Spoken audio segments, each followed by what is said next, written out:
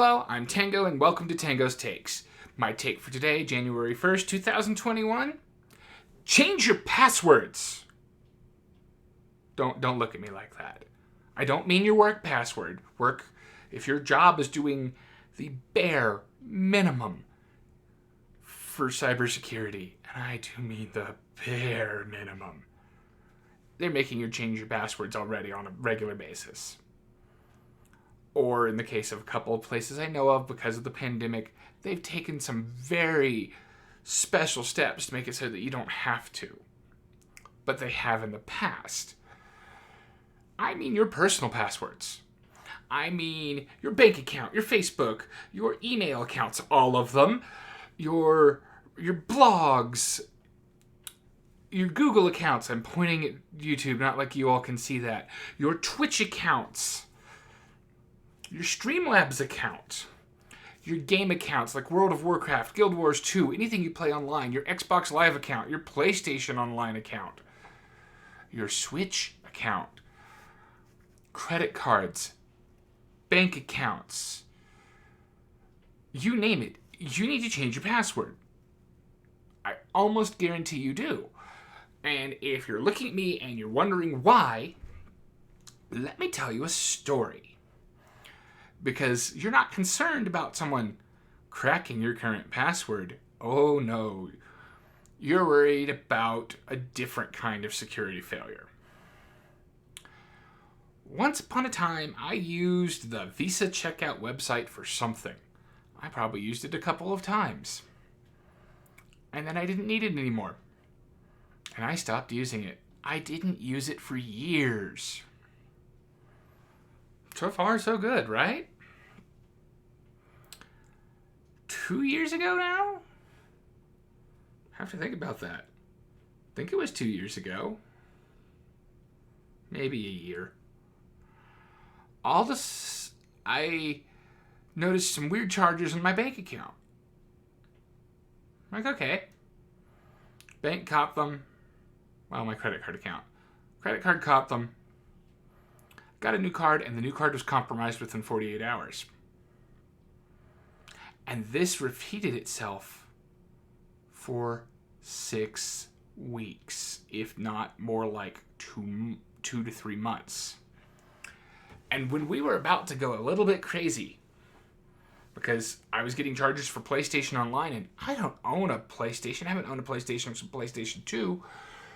And we were going to have to escalate and go up through the fraud department with my credit card to figure out what's going on. The most recent agent on the phone, who was really helpful, thank you, Chase, for that, by the way, said, well, I mean, it could be like Visa checkout or something. I'm like, well, I haven't used that in years. So it turns out that I stopped using it. I didn't update the password. And it wasn't that their database was compromised. Some other site that I haven't used in even longer had the same password. Yeah, I know. I'll get to that in a moment. And so someone took a guess, took a chance, used the email address they could find on record with that password, and they got into Visa Checkout. And Visa Checkout automatically updates to reflect your new card number because it's a Visa service.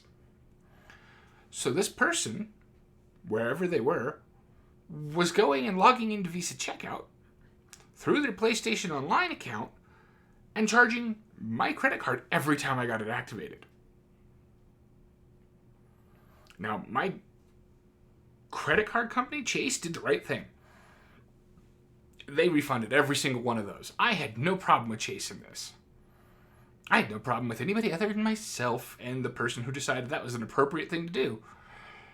But I logged in using my ancient password. I changed the password and then I deleted the account. And that stopped it. Your problem isn't someone's going to guess your password. Your problem is that some other website with poor security or is going to be compromised. Either they're going to get your raw password, or they're going to get access to the encryption, and they're going to get your passwords and your logins, and they're just going to go around and try it someplace else. So every year, first of the year, I make a point to change my passwords to help prevent this.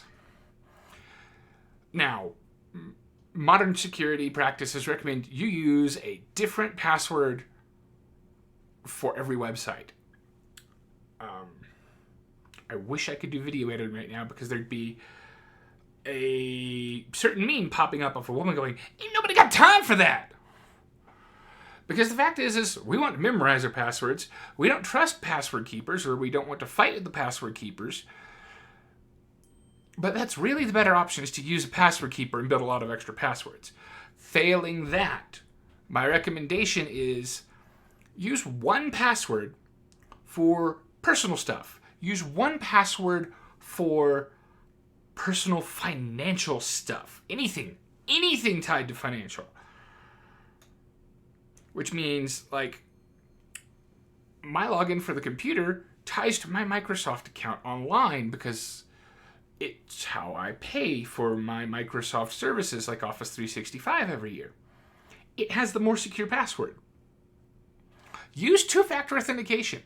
Use a password keeper such as 1Password or LastPass, and there are more out there.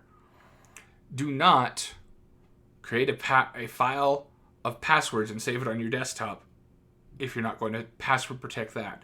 Also, whatever you do for that, your password keeper, wherever you might use a different password for it than anything else.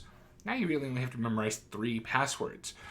Also, choose good passwords. And a good password is not capital Q, lowercase WERTY, exclamation point 2345. That's actually a really, really horrible password because those were sequential. A good password is not necessarily substituting numbers in place of letters in a word that's important to you. It is most definitely not some combination of your name, your child's name, your grandchild's name, any of their names, the place you work, a year you were born, the year you started, the year they were born, their birth date, nothing like that.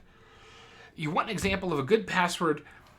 Open your favorite web browser, and the simple search you want to do for how to build intelligent passwords is XKCD password. XKCD is all in one word. It's a webcomic, and then the word password. Now, if you want a slightly easier way to remember that, because I know that doesn't stick in your head, go to your favorite search engine and search the following 4 words in this order. Correct. Horse battery staple. Good passwords are passphrases. In my case, they're nonsense things tied to the worlds I write in private, my daydreams, whatever. They need to be unique to you. Maybe you've got a favorite short line, and I'm saying short for a reason, someplace.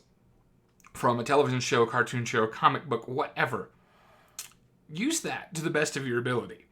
Now, I know there are places that are still going to require a special character, an upper, a number, a lower. Work around and with that to the best of your ability. The underscore makes a great space. I like to stick exclamation points before or after things. You can stick anything you want before or after a thing. If there's a symbol that substitutes for an entire word logically, go for it. Also, if you find that your passphrase is too long, and your passphrase is less than 30 characters, I would talk to the place you're trying to set a password about what's with the archaic password limitation. Why can't you make a reasonable length password? Passphrases are more secure. Just look at Michael Garibaldi in Babylon 5. He was able to guess it because he needed to. When Sinclair returned, but even then he had to tell the computer, password, 3-word phrase, hello old friend.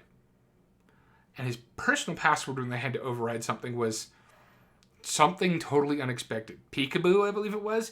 Like, it was out of character for him. No one expected it. And that's a good password. And then you still have to remember to update them periodically.